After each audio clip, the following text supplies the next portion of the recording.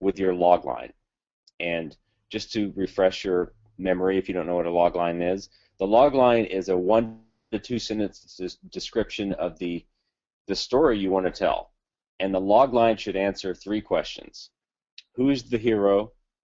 What does the hero want? And what's in the way?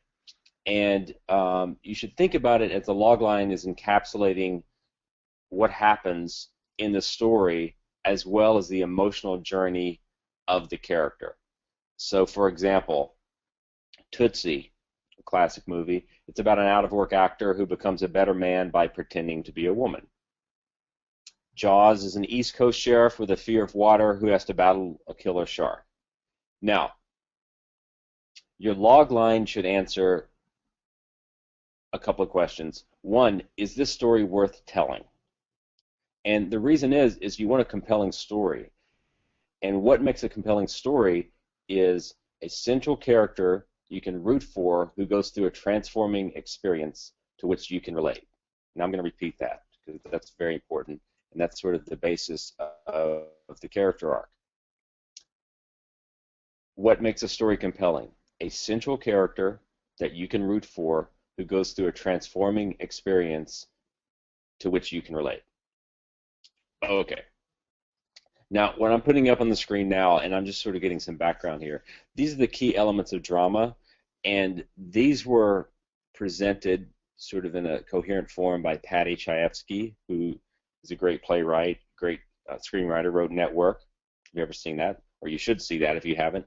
But if you notice, number one on his list is character.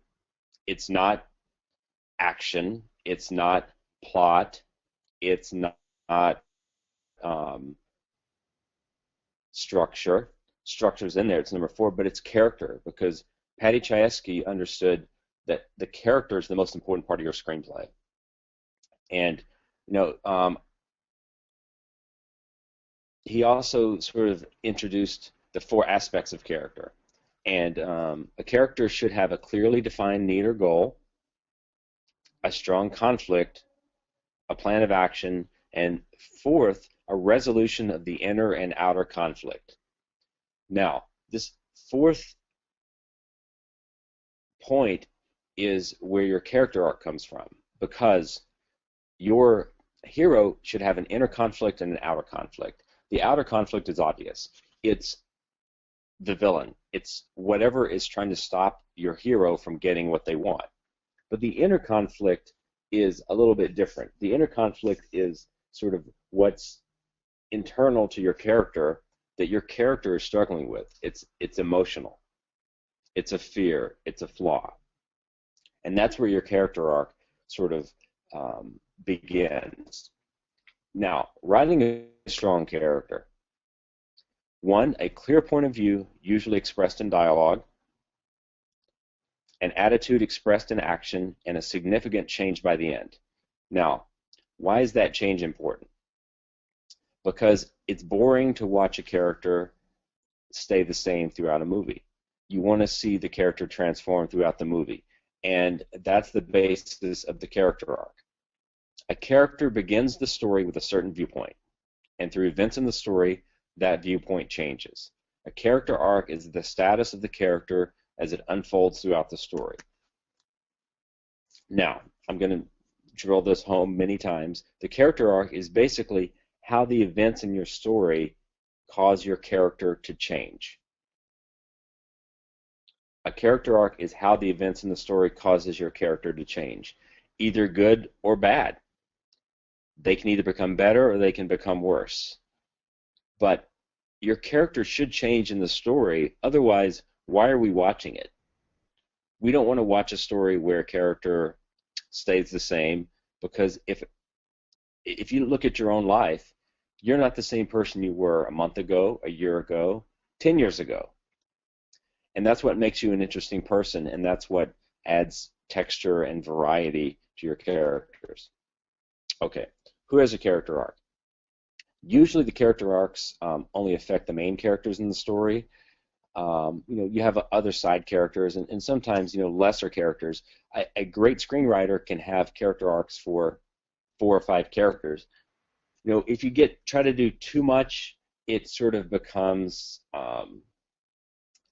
a you know a, it becomes a little bit tedious if you have 10 characters all having a character arc. So that's two. So the bottom line, how does the hero's success or failure in achieving his or her goal affect them on the deepest personal level? So that's the bottom line of how the character arc interacts with the log line. Remember the log line. Who's the hero? What does the hero want? And what's in the way? Now, your script can go two different ways. Your hero can get what they want, or your hero doesn't get what they want. And the character arc is how that success or failure affects them personally. So why have a character arc?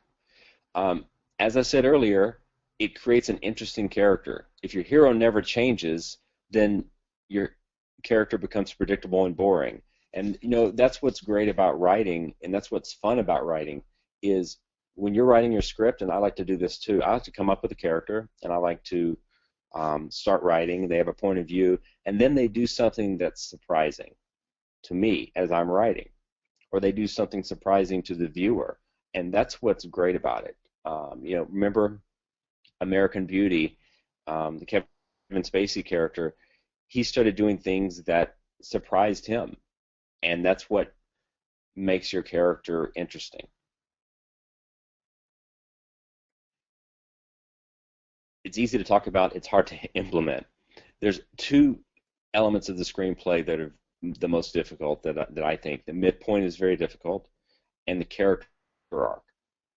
And the problem that people have with character arcs is they don't start implementing them until page 90, page 88. Okay, my character is going to make a change. It's too late then. Your character arc literally begins on page 1, and I'm going to show you a chart that I use for myself when I'm talking about the character arc. Your character arc starts on page 1, and the changes that your character has are implemented throughout the script, not just at the end where they suddenly change from good to bad or bad to good. Or I used to be afraid of speaking in public. All of a sudden I'm not afraid of speaking in public. I used to not have self-confidence. All of a sudden I do. It doesn't happen abruptly, or shouldn't happen abruptly.